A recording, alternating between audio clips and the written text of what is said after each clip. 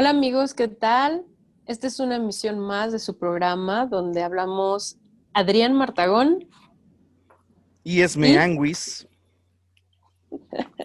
gracias Adrián, donde hablamos de cuestiones de cine, de este cine de oro de los años 50, en donde las películas eran en blanco y negro y donde estamos haciendo un análisis de aquellas películas. Y en esta ocasión vamos a tener una película de drama, totalmente de drama.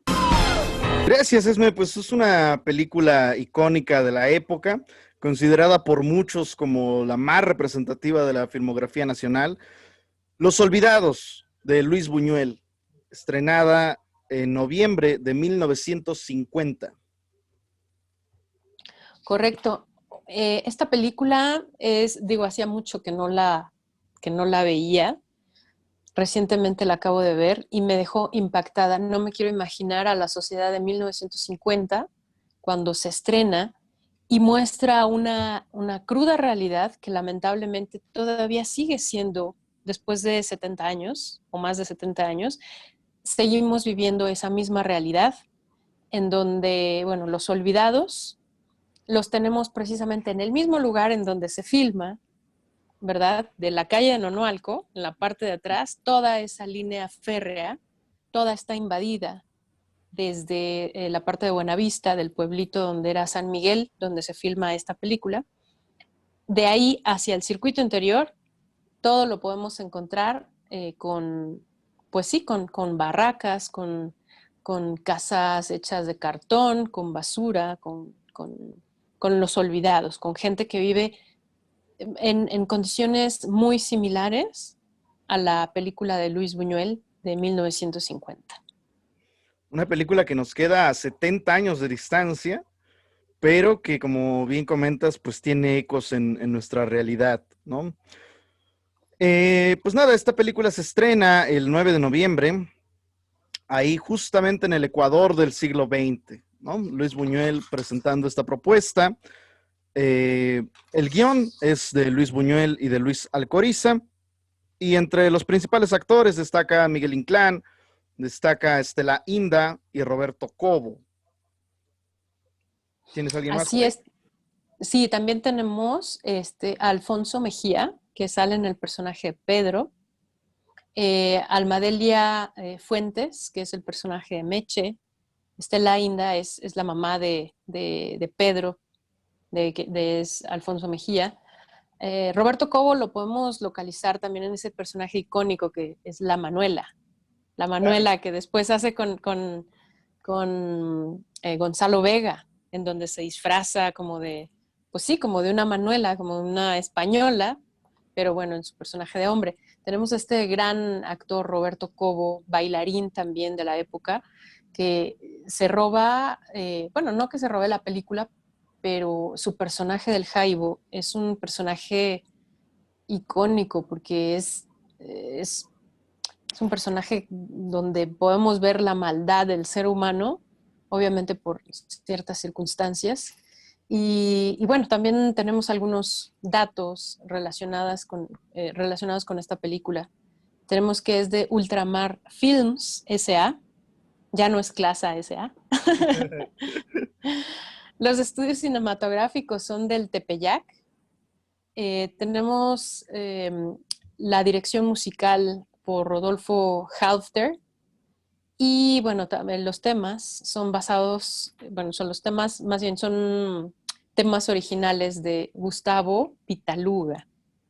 La fotografía, Adrián, es de renombrarse. Esta fotografía fantástica, maravillosa de Gabriel Figueroa. Del maestro Gabriel Figueroa, ¿no? La fotografía es extraordinaria. Simplemente esta presentación del Jaibo, cuando ya sale de la correccional y va caminando muy orgulloso en la calle del eje central, donde aparece el Cine Teresa, Es toda donde una a lo lejos se ve presentación de Cine personaje. Teresa y él, o sea, la foto, bueno, se me quedó en la mente completamente, ¿no? Eh, tenemos también que, bueno, la unidad de rodaje es la México, unidad de rodaje México, y la edición lo tenemos por Carlos Sabaje, quien por cierto vivía en el multifamiliar de Miguel Alemán, el que está en Coyoacán. Ahí, ahí vivía. La producción la tenemos por Oscar Dangers, y bueno, obviamente la dirección por el afamado director de cine español Luis Buñuel. Pedro de Urdimala se encargó como de dar la supervisión al caló mexicano, Ajá. que ya había hecho años atrás Nosotros los Pobres, ¿no? Claro. Es el guionista de Nosotros los Pobres y que también sale del Topillos, me parece, en la misma película. Entonces él estuvo ahí supervisando el texto de Alcoriza y de Buñuel, pues para que no excedieran en españolismos, ¿no? Básicamente, y que sonara al arrabal mexicano. Entonces, no viene como tal el crédito, pero en sus memorias del último suspiro, Luis Buñuel sí dice que buscaron el cocheo de Urdimalas. Así es. Bueno, esta película me impresiona cuando, bueno, aparte de muchos momentos icónicos, es basada íntegramente en hechos reales y todos los personajes son auténticos. Esta es una leyenda que se ve al principio de la película, en donde hacen una referencia a que esta película, o sea, ya avisa al público, esta película lo va a deprimir, casi casi. Entonces, el hecho de estar basada en hechos íntegramente reales, porque así lo menciona un texto en la película, es aterrador, porque efectivamente está mostrando una realidad crudísima. O sea, eso me recordó un poco como al acorazado de Potemkin, de Eisenstein, Claro. donde, bueno, muestra el horror que puede ser el mismo ser humano, ¿no? ¿Cómo podemos llegar a acciones trágicas en circunstancias límites, ¿no? Es algo que mencionaba igual Buñuel, encontré algunos fragmentos de su biografía. Decía que a él le gustaba retratar al pobre en el estado crudo, ¿no? Sin embellecimientos de clase. Entonces me parece algo totalmente brutal, ¿no? Porque llega un momento en el cual ninguno queda como bien librado en esta película. Todos tienen un lado súper oscuro y detestable, y al mismo tiempo uno no podría juzgarlos. Uno no Exacto. podría condenarlos. Exacto, incluso tú y yo, o sea, creo que hemos estado así como que no salen bien las palabras porque es muy fuerte, es muy impactante, muy impactante. Sí. Otra cosa que me llama la atención al principio de este rodaje es la película comienza bueno, los créditos y realmente empieza mostrando la ciudad de Nueva York, la ciudad de París, la ciudad de Londres, y entonces hay un narrador en donde dice que en estas grandes ciudades, como en México, tras los grandes rascacielos, tras los grandes edificios, también se encuentran los cinturones de miseria o se encuentran albergados lugares de miseria a la par de este gran desarrollo urbano, ¿no? Entonces, y México, que no se queda atrás, así como todas estas grandes ciudades en donde hay adelantos tecnológicos, bueno, igualmente a la par, en una medida desproporcionada de un crecimiento económico, también hay un decrecimiento económico, eh, pues relegando a todas estas cinturones de miseria. Y otra cosa que me llama la atención es que dice que en un futuro, estamos hablando de 1950, Claro. se van a reivindicar los derechos del niño y del adolescente para ser útiles en la sociedad. Y bueno, los derechos de los niños no tienen mucho tiempo, ¿eh? De hecho, aquí tengo un cuaderno en donde escribo mis notas, en donde descubrí que tiene los derechos de los niños. O sea, necesito mostrarlo porque es muy, ahí está, Okay. los derechos de los niños. Ok. Entonces, bueno, ya ahora hasta en los cuadernos existe, pues eso que es fundamental, es muy importante, donde en 1950, pues apenas se esbozaba eh, una situación así. Y que también el concepto de la niñez, ¿no? A mí me hace mucho ruido pensar como antes, ¿qué tanta literatura infantil existía? ¿Qué tanto teatro infantil se estaba escribiendo?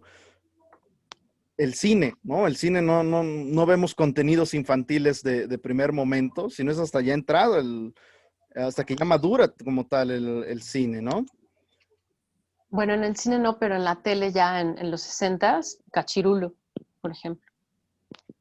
El teatro fantástico. Ok, O sea, ok, ok. todos los niños, de hecho, muchas personas que nos están viendo van a decir, claro, el Cachirulo, yo me acuerdo. El teatro fantástico, esos sí eran contenidos diseñados para niños. En 1950 no había ni tele. Y Sí, como ¿no? dices, Adrián, pues el cine realmente no, pues no había películas para niños, o no recuerdo yo. Pues por lo menos no tenían la difusión y el alcance que tienen hoy en día. O sea, Que una película era, por ejemplo, Nosotros los Pobres, y creo que pasaban hasta niños, o sea, no había esas restricciones de solo para mayores de edad. sí, ¿no?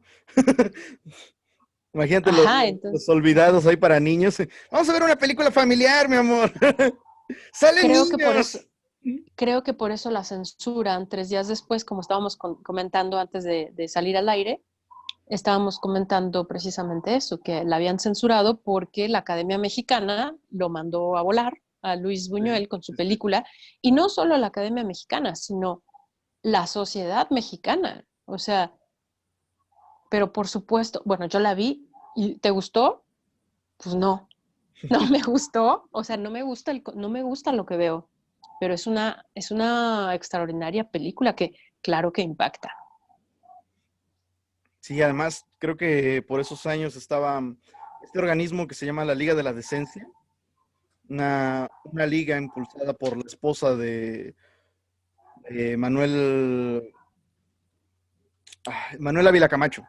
Durante su periodo de gobierno, su mujer funda una liga de la decencia que se encargaba como de checar los contenidos audiovisuales que iban a salir al aire. Entre Ujú, esos, recuerdo que en alguna ocasión revisé, habían censurado una canción de Agustín Lara, esta que dice, aunque no quiera yo ni quiera Dios, aunque no quiera yo ni quieras tú, lo quiso Dios. En realidad ujú. decía, aunque no quieras tú ni quiera Dios, lo quiero yo. Y la Liga de la Esencia dijo, no, pero ¿cómo va a ir en contra de la voluntad de Dios? Está sugiriendo ahí que hay una herejía.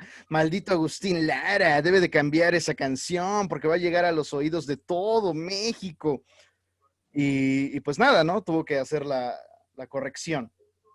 Entonces, pues sí, había un bastante. La sociedad era mucho más, creo que persinada de lo que es hoy en día, o era mucho más exigente con otras cuestiones de lo que es hoy en día. Así es.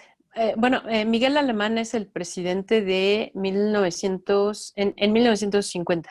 Sí, Y, y el que mencionas es Manuel Ávila Camacho, ajá, el antecesor. el antecesor, sí. Fue hasta, sí, fue uno antes. Ujú. Exacto. No Entonces, sé sí, como dices, si lo recuerdo.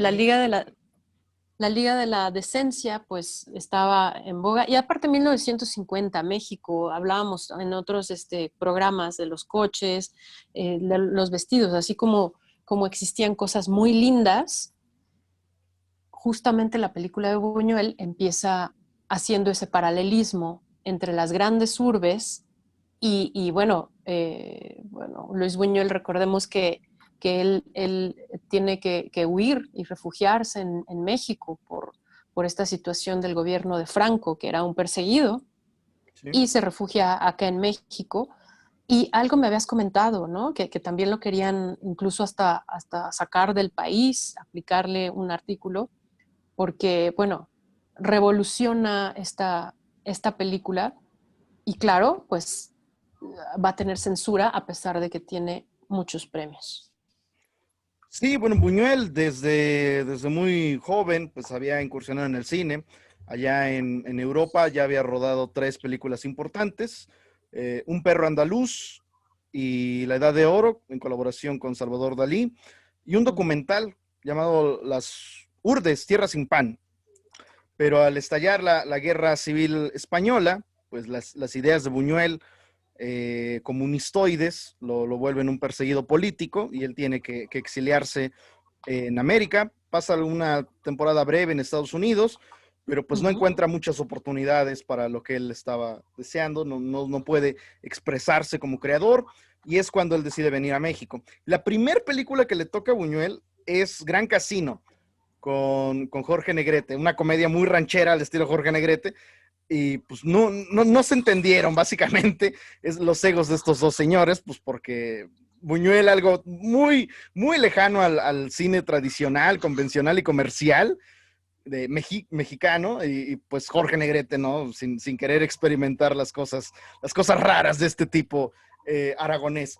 Y entonces ya poco a poco comienza a encontrar libertad en los contenidos cinematográficos, empieza a encontrar gentes con las cuales hace mancuerna importante, que va a ser Alcoriza, ¿no? Con el que ujú. colaboró en importantísimos guiones.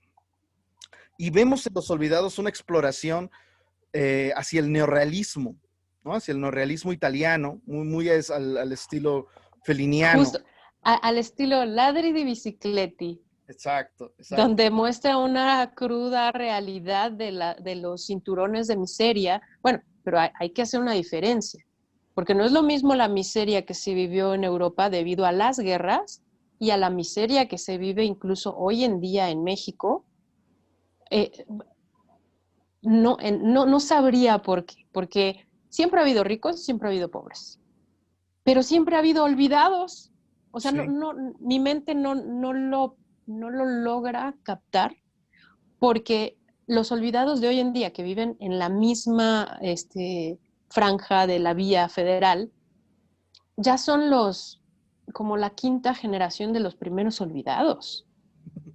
Eso sí, todos tienen teléfonos inteligentes ahora, ¿no? Sí. Porque hasta me di a la tarea de investigar ahí un poco y hasta bajar fotos de Google y demás, de cómo es, cómo viven ahí.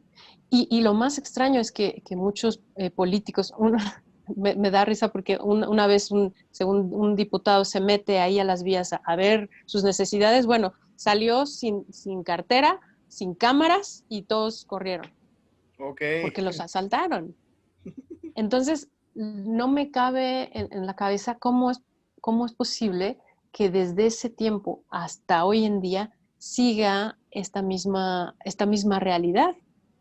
Porque antes, bueno, pues era que porque hay, pues, yo qué sé, había muchos ricos, bueno, ahora también, pero ahora ya hay la posibilidad de estudiar, de ir a la escuela, ya todos los niños estudian, pero siguen viviendo ahí. Creo que ya es como una forma de vida. Exacto. Estos personajes como el de Miguel Inclán, ¿no? Ay, fabuloso. El ciego músico, Ujú. los podemos reconocer en las afueras del metro, en el centro histórico de la Ciudad de México. Vamos, unos pasos más allá de En circunvalación. de los teatros de Polanco, vemos este tipo de personas. En circunvalación. Qué Circunvalación, impresión. O sí. sea, qué impresión circunvalación. Tepito. Qué impresión. O sea, ahí sí encontramos todavía personajes así. La colonia Morelos también. Encontramos personajes así que vienen de una situación, bueno, muy, muy recurrente de, es que en tiempos de don Porfirio yo me acuerdo que todo estaba bien, había orden, no había hambre y los delincuentes estaban pues muy a raya, ¿no? No había delincuencia, nadie robaba, porque, Exacto. ¿no? Entonces, ¿qué es lo que da a entender esta situación? Porque el Señor es como bien, es venido a menos y recuerda los buenos tiempos de don Porfirio. Entonces, como mencionas, Adrián, te puedes encontrar estos personajes en cualquier zona donde haya mucha opulencia, seguramente hay un cinturón de miseria que todavía sigue existiendo y podemos encontrar estos personajes, pero ya menos. Puede ser, o con una miseria tal vez Diferente, porque posmoderna. ya una miseria posmoderna, porque todos tienen un celular inteligente, Sí, sí, sí, todos, sí. y todos tienen tele, A mí una vez me en verdad. tocó que una chica, pues, no sé si estaba mal de sus facultades mentales o estaba bajo dosis de algún enervante, pero empezó a maldecirnos a mí y a mi acompañante, y entre las palabras que usaba estaban insultos en inglés. Y tú veías que era un indigente y era como, algo aquí no macha, pero en algún lugar las he escuchado, ¿sabes? Y las repite. Claro. Sí, sí, porque es como dices, ahora la miseria ya no es una miseria como la de antes. O sea, antes, justamente en la película, digo, para no irnos como a otros temas, en la película lo mencionan, es que estos niños cuando llegan a la correccional, cuando Pedro, bueno, ahorita narramos un poquito de lo que se trata la película, cuando Pedro llega a la correccional, no es correccional, es una granja, es una granja. La granja. Hay que hacer esa diferencia, porque no está encarcelado, sino es una granja. Lo que mencionan es que estos niños no saben ni leer ni escribir. Actualmente es raro el niño que no sabe ni leer ni escribir, y la persona también es adulto, es raro el que no sabe ni leer ni escribir, aunque estén en los peores cinturones de miseria. Eso sí ha cambiado. Siguen viviendo ahí Buenavista, debajo del puente de Nonualco, porque ahí es donde se filma, cuando todos estos campos son de ferrocarriles, en el pueblo de San Miguelito, que de hecho hay una iglesia que sale ahí, que es muy interesante porque una vez me dio una vuelta y data de 1700. O sea, México ni siquiera se llamaba, o sea, todavía era de la Nueva España. Ok, Así de antigua, así de antiguo es ese barrio, sí. No, no. donde era un pueblito, pero por alguna razón se empieza a corromper ese pueblito con esta gran urbanización. Entonces va como alejando pues a la gente de provincia, porque muchos de los indígenas que salen, muchos de los personajes que salen en esta película de Buñuel son indígenas, son gente que viene a trabajar a la capital o de plano abandona a sus hijos, y también tienen como otro sentido de responsabilidad de los hijos. Exacto, ¿no? Ahí el caso de Ojitos, que creo El que caso es de Ojitos, que lo abandona el famosísimo. papá en un mercado ahí, un mercadito ahí. Exacto, le dice, espérame aquí, ahorita vengo. Y no regresa por él, ¿no? Y nunca regresa, ajá. O sea, como lo abandonó, pues Lo sí, abandonó como ahora se literalmente. abandona a un perro. Sí, sí, sí, sí, así es. Entonces, bueno, para no dar más vueltas a este asunto, ¿qué te parece, Adrián, si comenzamos a decir de qué trata la película para todas las personas que no la han visto? De una vez, advertencia, no es para menores de edad, o si son adolescentes que sean supervisadas por un adulto. Es fuerte la película. Bueno, ahora se ven unas cosas en las series que tú dices, "Ah, y esto es lo que ven los chavitos ahora". No, pues con razón matan a cualquiera en la calle, así, o sea, sin ningún pudor ni nada. Pero bueno, es un contenido fuerte, es un contenido fuerte. La película nos relata, se centra en una pandilla de chicos, niños y adolescentes, como ya mencionaste, en este barrio periférico de la Ciudad de México. El gran acontecimiento que tiene como punto de partida, pues es la salida del Jaibo de la cárcel, y él regresa a reencontrarse con su grupo de amigos, con su palomilla, ¿no? Como diría el señor de Urdimalas. Entonces, pues llega ahí con ellos, y una de las primeras cosas que va a ajustar el Jaibo es el rollo de ver quién lo mandó a la cárcel, ¿no? ¿Quién fue el que lo chivateó? Y va a ajustar cuentas con él. Que presuntamente nunca nos queda claro en la película quién fue o si hay algún culpable, si es que lo hay. Pero bueno, él busca la figura del culpable en un amigo de ellos, Julián, que está trabajando, y pues va a buscarlo, va a buscarle camorra, y entonces esa pelea lo lleva a cometer el primer crimen que vemos. Matan a Julián por la espalda, le da una pedrada y luego se ensaña violentamente con él, golpeándolo con un palo hasta matarlo. Y este crimen lo ve Pedro, el actor Alfonso Mejía, y a partir de ahí vamos a ver cómo la relación de estos dos personajes, del Jaibo y de Pedro, va a estar determinada porque comparten el asesinato, son cómplices de este crimen, ¿no? Entonces la pandilla pues va a tener la sombra, el fantasma de la sangre derramada de Julián. Al mismo tiempo pues vamos a ver cómo estos personajes, ¿no?, se relacionan con su entorno. ¿Qué es lo que hacen? Pues bueno, pues roban por acá, roban por allá algunas carteras y buscan a personajes vulnerables. El caso del personaje de Miguel Inclán, ¿no?, que es este ciego que se gana la vida tocando en las plazas. Y otro personajito que por ahí sale, que a mí de verdad me dolió muchísimo el corazón cuando lo vi. Cada que lo veo me duele mucho. Uf, el del carrito. El del carrito. Momentos en que toda la gente, claro, se le va a arrugar el corazón porque vas a decir, no, a él no, es muy vulnerable, él no. Y a él es el que le pasa y aparte le pasa de todo. Algo muy importante que hay que remarcar es que va dando pistas, Buñuel, en el guión, en donde no se le ocurre de la nada al Jaibo hacer toda esta serie de fechorías y de estrategias para delinquir, ¿no? Hoy en día esa pandillita sería crimen organizado, porque son más de 3 y se dedican a delinquir y hay jerarquías. Entonces Sí. entra perfectamente en la definición de crimen organizado. Por otro lado, la pista a la que me refiero es que él dice que en la correccional aprendió muchas cosas. La correccional, recordemos que es un tribunal, bueno, no es un tribunal, es un centro de reclusión de adolescentes, ¿no? Y se llamaba la correccional. Entonces, él menciona que ahí dentro aprendió muchas cosas.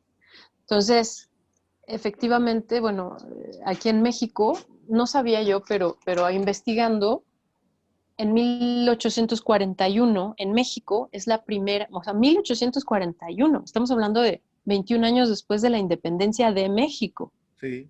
Es el primer lugar en América en crear una institución que se llama la Casa de Corrección para Jóvenes Delincuentes. Es la primera institución en América con este propósito. Okay. O sea, México ya tiene un camino recorrido en la cuestión de la readaptación de los jóvenes delincuentes. Sí. Y efectivamente el espíritu de la creación de estos institutos, bueno, ha venido desarrollándose hasta hoy en día. La creación de estos institutos sí era para readaptar, para enseñarles un oficio, para enseñarles a leer y a escribir. Sin embargo, pues eso es en el papel. En la vida real, pues es lo que vemos en la película de Los Olvidados, en donde lejos de ser un centro de, pues sí, de readaptación, es una escuela de delincuentes donde les enseñan obviamente muchas más estrategias para delinquir, como lo dice el Jaibo. Es que allá adentro no saben lo que aprendí. Y él es el que diseña todas estas estrategias de tipo aves rapaces para atacar a los más débiles. Como dices, a este personaje del carrito, yo dije, no, al personaje del carrito no, por favor, no le quiten el carrito. Exacto. O sea, el carrito es su medio de transporte, su Es medio un de medio de trabajo. transporte, sí. Y podemos encontrar personajes así. En Polanco hay un señor en un carrito que pide dinero. La diferencia es que el señor trabaja de 9 a 5 de la tarde. Cuando termina de pedir su limosna, se baja de su carrito y se sube a su carro de verdad y se va manejando. Bueno, es su modus vivendi, ¿no? Es su modus vivendi. O sea, sí encontramos personajes así, que sí, o sea, personajes que tienen una discapacidad severa, en donde, bueno, pues eso es también parte de la sociedad, pero en esa época no había ni los derechos estaban tan desarrollados como ahora. Y parte de la poética de Buñuel, creo que es algo que va a distinguir el sello de este cineasta, poner personajes pues raros o incluso me atrevería a utilizar el adjetivo grotescos, grotescos a la imagen, Grotescos, sí, esta grotescos, estética de lo feo, ¿no? sí. En Viridiana, ¿no? Hay personajes vagabundos que netamente eran vagabundos con las malformaciones dentales que esto puede traer, con malformaciones en los ojos. También hay una obsesión del cineasta por las mutilaciones de piernas. No sé si recuerdes que en Ensayo de un crimen, el maniquí que hacen de Miroslava no tiene una pierna, se le cae la piernita. Ajá, sí, sí, sí. Y en Tristana, esta obra ya que hace en su etapa francesa Buñuel, el Ujú. personaje principal, por no me acuerdo qué circunstancias, le tienen que mutilar una pierna y ella sigue siendo bella y sigue siendo radiante, pues como era Catherine Deneuve, pero Ujú. sin una pierna. Entonces, es parte de las obsesiones estéticas del autor, que la sola imagen Ujú. ya es escandalosa, ya es perturbadora. Citando a Octavio Paz, él decía, en esta película podemos ver influencias de Goya, de Posadas, pero también de Cervantes y de la literatura del siglo de oro. No, el personaje del ciego ya lo vimos en el Lazarillo de Tormes, que es así, es un ciego ojete, es un ciego con alma Sí, mala. sí, porque aparte de este ciego que es interpretado por Miguel Inclán magistralmente, ¿por qué? Porque tú lo ves y dices, es que sí es un ciego, porque así se mueve un ciego que se está tratando de defender de los rapaces niños que lo están casi, casi aventando, apedreando y pateando, y cómo mueve el bastón y su inestabilidad. Es Sí. magistral la actuación de Miguel Inclán. Y bueno, eh, eh, es asombrosa la capacidad que tiene Luis Buñuel de representar estos personajes, como dices, grotescos, donde solamente de verlos ya nos causó algo.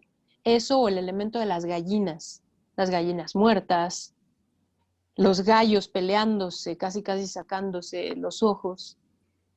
Son muy, muy icónicos, por eso menciono mucho a este director ruso Eisenstein, porque justamente él no se saca una carne agusanada para hacer elementos estéticos que provoquen al espectador una repulsión solamente de verlos.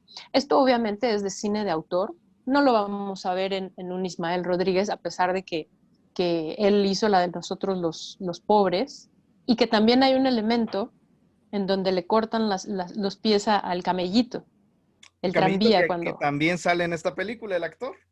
Ajá, exacto. También le cortan los pies. O sea, no sé, pero esa camada de directores para causar un efecto muy inmediato al espectador, someten a una violencia brutal, mostrando pues sí, estos pedazos humanos, pero mostrándolos como desde una manera de miseria, de, mira, aquí está, y esto es lo que hay. No, no es como ahora, que ahora han cambiado mucho los derechos y ya las personas, tanto indígenas, vulnerables, adulto mayor, con alguna discapacidad, cuidado en mostrar algo así, No, porque, bueno, la película definitivamente hubiera no sido pasa. más que censurada. O sea, no pasa, ¿no? Así no, Secretaría de Cultura del DF, no pasa, porque están denigrando a las personas discapacitadas, ¿no? Yo qué sé. Pero en esa época, realmente el cine de autor tiene muchos de estos elementos, sí, yo creo que influenciados por el cine ruso, ¿eh? Y ahorita que comentabas lo de las gallinas, a mí me llamó mucho la atención cuando Pedro ahí busca desahogar toda su violencia matando a estas gallinitas, ¿no? Y se ensaña Ujú. con ellas y las acribilla con el palo, como lo hizo el Jaibo con Julián. Y el Como director hizo de la, Jara. Ujú. el director de La Granja le dice, eh, hiciste con ellas lo que querías hacer con nosotros. Si lo hubieras podido hacer con nosotros, lo harías. Pero cuidado, porque las gallinas también pueden cobrar venganza. Exacto. Y luego vemos que cuando está el cuerpo ya inerte de Pedro en el granero de Meche, las granjas andan pisoteando su cuerpo. Y uno dice, no, no manches. Ajá, sí, en las gallinas. Las gallinas, perdón. Creo que dije Sí, una las tarugada. granjas. Las Las... No, está bien. troopers, las Sí, gallinas. efectivamente. Sí, o sea, es algo así como cuidado con lo que haces porque se te puede regresar. Y bueno, continuando un poquito con la sinopsis de esta gran película, eh, posteriormente de que hay este crimen que ocurre incluso por la espalda, en donde Pedro es un testigo, pero a la vez al callarse se convierte en un cómplice amenazado también por el Jaibo, porque el Jaibo, si Pedro decía algo, obviamente por eso es que después va a atentar también contra la vida de Pedro, ¿no? Ya, digo, no lo vamos a decir mucho para que también la puedan ver, pero sí atenta contra la vida de Pedro. Jaibo es un personaje en donde hay un momento cuando está con la mamá de Pedro que él se confiesa y dice de dónde viene él, no conoce a su madre, ¿no? Otro elemento muy importante de esta película, si me permites, es la mamá de Pedro no quería a Pedro, no lo quería. ¿Y por qué? En el guión de pronto sale que lo tuvo a los 14 años, pero fue producto de un abuso Un sexual. abuso sexual. Que ya ni Entonces, siquiera claro, conocía al papá, ¿no? No puede decir quién claro, era. claro. Entonces, obviamente, al ser un producto de una violación, hay repulsión total para el hijo. Entonces, es por eso que hay esa diferencia con los otros hijos y manda a este niño a la calle, a juntarse con los otros vaguitos que no tenían oficio ni beneficio, como el Jaibo, que no había conocido ni a su mamá ni a su papá. O sea, era un niño que vivía en situación de calle. Y justamente esto es muy importante porque aquí en México hacen una reforma de ley en 1926 en donde hay un reglamento para la calificación de los infractores menores del DF, en donde si tenían menos de 16 años, los metían bajo la tutela de este tribunal y estudiaba sus casos. Y bueno, ya dependiendo de cómo se comportaran, ya verían qué tratamiento les iba a dar. O sea, realmente México sí se ha preocupado por esto, por esta situación de calle. De hecho, en ese reglamento lo menciona. Desde esa época ya tenemos ese problema que hoy en día sigue, que en monumentos como el Monumento de la Revolución, los alrededores, porque el monumento está muy bonito, pero los alrededores está lleno de adictos, adictos niños en situación de calle. Entonces, Jaibo, ¿cuál es la diferencia del Jaibo y estos niños? Pues que estos niños están drogados, nada Sí. más, pero pueden ser los mismos delincuentes porque viven en este tipo de situación. No viven ni siquiera en las barracas, estos viven en el suelo, o sea, ahí sí es una cuestión que, a pesar de que el gobierno, el Estado ha visto por esta situación de los infractores menores, también ha descuidado esta situación de adicciones, en donde claro que se hacen grupitos de miseria y pues estos niños sí no van a la escuela, definitivamente, como los de la película de los olvidados. Hay otra cosa ahí que comentaste de, de- de la mamá del Jaibo, perdón, la mamá de Pedro y su relación que De tiene con Pedro. el Jaibo. Creo que en la Ajá. película hay una constante mm, presentación de la pedofilia. Hay una constante insinuada, ¿no? De estos personajes que pretenden o que logran abusar sexualmente de los menores. Ajá, Bueno, sí, vemos en la relación que sostiene la mamá de Pedro, la Inda, y el Jaibo, muy insinuada, muy sí, tratada con mucha elegancia por Buñuel, el cómo sabemos que ellos tienen pues, relaciones sexuales. Sí, que pasa algo entre ellos, claro. Ajá. Pero también con los deseos libidinosos del ciego hacia Meche. Del ciego, con Meche. Sí, así ven para acá, mijita, siéntate aquí. Fíjate Y, aquí. y Meche, y Meche muy inteligente saca como una pequeña, una pequeña daga, un pequeño, como de esas agujas para tejer, no sé, saca por si se llega a pasar. Tú mencionabas al principio que no hay personaje como que se salve, ¿no? Que todos casi casi están viendo de qué manera abusa uno de otro.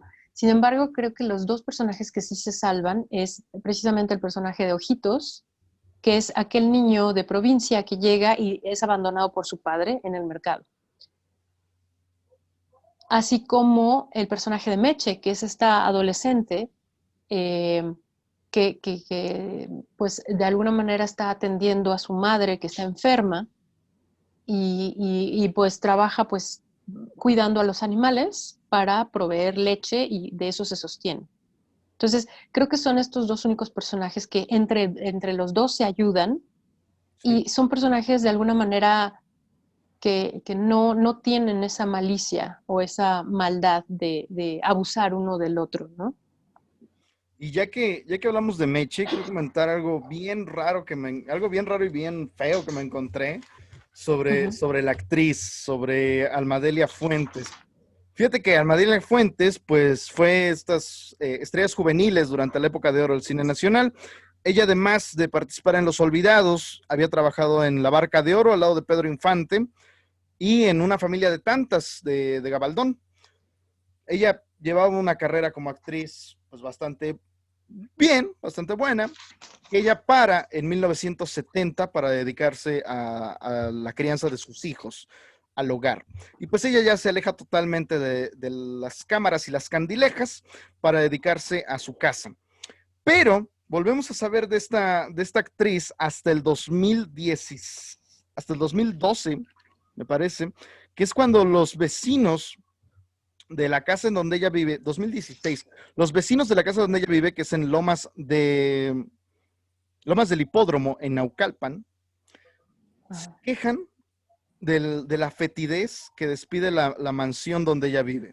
Y es que ella vivía en una mansión que pues lógicamente la había adquirido en su época de apogeo, pero que ahora estaba totalmente venida a menos. Vivía como en una especie de casa de estas de acumuladores compulsivos, con 2 gatos, un perico y ropa que no se había quitado en años. Mencionan que cuando entraron a la casa, que todo olía a desechos, a desechos de todo tipo, ¿no? Eh, Ajá. y que trataron de curarla, pero que les daba miedo quitarle la ropa porque sus medias estaban ya pegadas a su piel. Y que ahí había Wow. una herida que intentaron, pues, de alguna manera sanar, pero pues que no saben cuánto tiempo llevaba. La actriz muere en estas condiciones deplorables, 2 años después de esto que te estoy comentando, hacia 2018 me parece, y bueno, pues es un final trágico para una joven actriz de la época de oro del cine nacional, un final que no se le desea a nadie y que pues paradójicamente su casa acaba siendo un basurero y que pues ella muere, ¿no? Por una infección contraída en estas circunstancias. No, y lo más importante, ¿no? Habiendo sido actriz, y bueno, pues precisamente la ANDA está para atender también este tipo de casos en donde los actores adultos mayores ya jubilados de pronto están sufriendo pues también el abandono, ¿no? Por eso es la casa del actor y recientemente estaban pidiendo una colecta para la casa del actor, para una donación. Porque, bueno, pues también pues a pesar de que es una asociación pues de actores, es la más importante que Sí, existe claro. en México, pues de pronto el actor jubilado queda muy abandonado, no solamente por sus familiares, sino pues también pues por el mismo gremio. porque pues si no, no se darían este tipo de situaciones, ¿no? Es lamentable lo que acabas de comentar. Pero bueno, o sea, continuando con esta película de Los Olvidados, sí es fuerte. Yo creo que también las personas que nos están escuchando y viendo en este momento se están quedando así como, híjole, ¿la veré? ¿No la veré? Es drama. Sí, sí, sí. Es drama, definitivamente. Así como hay comedia, pues también existe el drama y el drama no es, pues no es tan suave como la comedia, pero pues es parte también eh, de, de, de época de oro, de esta época de oro del cine nacional. Y bueno, también hay que recalcar que ganó premios, así como fue censurada, pues gana el premio en el Festival de Cannes de Mejor Director Luis Buñuel. O sea, ya en esa época ya México queda en el top también de las películas de cine. Y generalmente, o sea, pasa algo bien chistoso. En el Festival de Cannes, no sé por qué, pero las películas desgarradoras son las que ganan. Les gusta, ¿no? El derroche de las emociones a los franceses. Festival de Cannes igual a superdrama.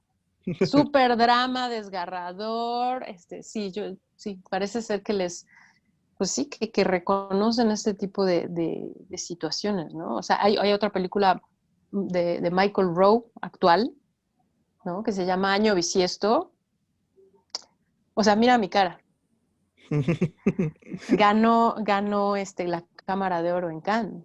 Ok. Y la película es súper fuerte también, súper fuerte. Y bueno, pues parece que ese tipo de películas son las que premian por allá. Y que es después del premio en Cannes cuando es valorizada en México.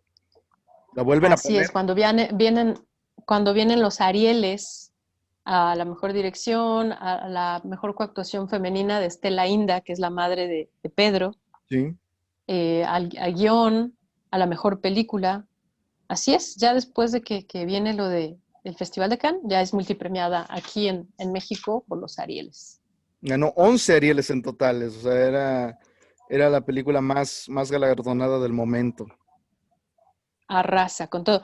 Y bueno, para las personas que nos están viendo, bueno, ya mencionamos varias películas, El acorazado de Potemkin, que, o Claro. sea, véanla para que más o menos tengan una percepción de lo que estamos hablando, de Einstein, Ladri di Bicicletti, es una película italiana también muy buena, para que vean qué era lo que se estaba haciendo en esa época, porque finalmente el séptimo arte es un reflejo de lo que están viviendo las sociedades. O sea, si uno quiere medir las sociedades cómo andan, hay que ver el cine que hacen. Sí, claro, y también echarse por ahí un chapuzón por el resto de la filmografía de Buñuel, que es bastante rica. Así es. Y bueno, Adrián, pues no sé si tengas otro comentario con respecto a esta película. Digo, no estamos terminando todo el relato de la película porque creo que vale la pena que lo vean para que pues no les contemos pues como el final y el desarrollo de toda la película, porque pues si no, pues... Para que no les contemos el final, pero ¿cuál finales, Meanwis? Porque tengo la noticia de que hay dos finales. Como Exacto. nota curiosa antes de que finalicemos, esta película tiene dos finales. Uno que es el que seguramente ustedes podrán ver en YouTube si es que buscan Los Olvidados, película completa. Van a ver este final que es desgarrador, es brutal es un Sí. golpazo a la tripa, ¿no? Pero Luis Buñuel, consciente de que esto podía ser pues, bastante Ámpula, escandaloso, claro, causar ámpula en la sociedad. hombre prevenido vale por dos, entonces decidió rodar un segundo final, mucho más conciliador, un final feliz para el personaje de Pedro, ¿no? Un final que le apuesta a una resolución positiva en pos de la educación y de la regeneración de estos chicos. Entonces, hay dos finales que han sido recuperados por la Filmoteca de la UNAM y por Televisa, que es quien tiene los derechos de esta película, y la Cineteca Nacional. Entonces, ha sido un trabajo en conjunto de estas tres instituciones por restaurar la película y por darla a conocer. Así es, Adrián. Y bueno, pues con estos dos finales, ya de alguna manera, no quiero usar la palabra se dirime este director Buñuel porque es totalmente irreverente. Y bueno, y eso es lo interesante de este cine de autor. Es ¿Sí? como Kubrick, ¿no? Este director de cine actual, bueno, que ya no, ya falleció, pero al ser cine de autor tiene ciertos elementos que cuando uno ve las tomas, cuando uno ve la historia, uno puede perfectamente. Ese, sí, la foto de Pedro.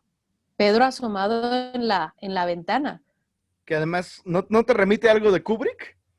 Sí, la del resplandor. Totalmente. Sí, cuando Jack Nicholson, el personaje del papá, está ahí, here's Johnny, y saca el hacha, ¿no? Exacto, Sí, exacto. icónicas. Yo creo que tiene elementos de este cine de autor, de, de estos cineastas, grandes cineastas de esas épocas, obviamente influenciados por los primeros, ¿no? O sea, los primeros cineastas, eh, pues que empiezan a usar los recursos de la carne agusanada, del carrito del niño rodando en las escaleras, con los soldados disparándole, entonces, de un ladri de bicicleta y donde le roban la bicicleta y es su único medio, es su Uber Eats, su único medio de sustento y se lo roban. No obstante, con que están muy pobres y que gastan todo su dinero para comprarse una bici y se la roban. ¿Por qué no? O sea, porque al más pobre le pasa lo peor y aparte se enferman y no tiene piernas. O sea, ¿por qué no? Pero bueno, finalmente, pues este tipo de películas también son un parteaguas para todo el cine también nacional. Luis Buñuel, por algo, era amigo de Dalí, Sí. un genio, pero también un poco su obra algo incomprendida y bueno, pues habría que ver una pintura de Dalí en vivo para saber qué es lo que nos provoca, ¿no? Como dices, ¿cómo dijiste? Neorrealismo. Neorrealismo, neorrealismo Neorrealismo, constante, ¿no? En la estética italiana. También Dalí, ¿no? Dado así a es. mostrar ahí animales, insectos, carne, sangre. Sí, sí, algo como grotesco, esa es la palabra, grotesco. Y bueno, Adrián, pues tenemos varios saludos, porque la gente afortunadamente nos ha hecho favor de vernos y escucharnos, y hemos tenido muy buena respuesta del público, entonces, por supuesto, les vamos a mandar sus saludos, y hemos recibido todas y cada una de sus recomendaciones. Entre ellas, bueno, está la tía de las muchachas, por ejemplo, entre otras está Dos monjes, está... eh, la de ahí está el detalle. Ahí También está el digo, detalle hay que también. manejar un poquito de comedia o algo así, porque esto está así muy elevado. Entonces vamos Sigamos a con una mandarle comedia. saludos a una comedia, así ya para que sonría otra vez la gente. Tenemos saludos para la señora Alicia Ríos Salas, para Patti, para Marian Revilla, muchas gracias, para Rosario Toledo, Alba Toledo y Leti Toledo, que o sea, que les fascinó, que hicieron recordar muchas cosas. Para el doctor Andrick Núñez, porque bueno, estamos hablando de toda esta situación del Tribunal de Menores, y bueno, Okay. pues qué mejor especialista que él. Para Marilena Paniagua, para Rosario Manterola y para Alfredo.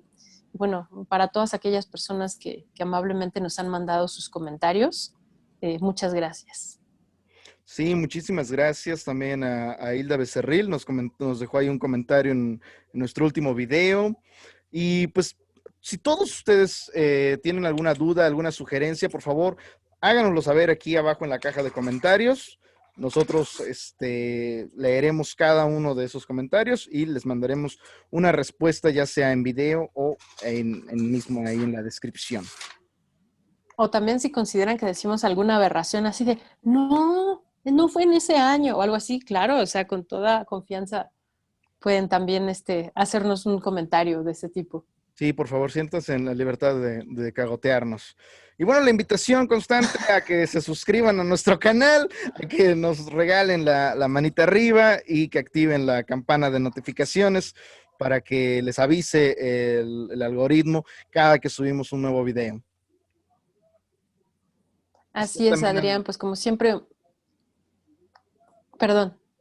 Iba a decir que estén al pendiente de nuestras redes sociales, que nos busquen en Instagram como En Esmeanguis, Adrián Insta, sí. Martagón y Cinematografía Clásica. Así es, amigos, pues ha sido un placer el poder acompañarlos donde quiera que se encuentren en esta emisión más de su programa A Propósito de. Mi nombre es Esme Anguis y Adrián Martagón, les pues muchas deseamos gracias. muy buena noche. Así es.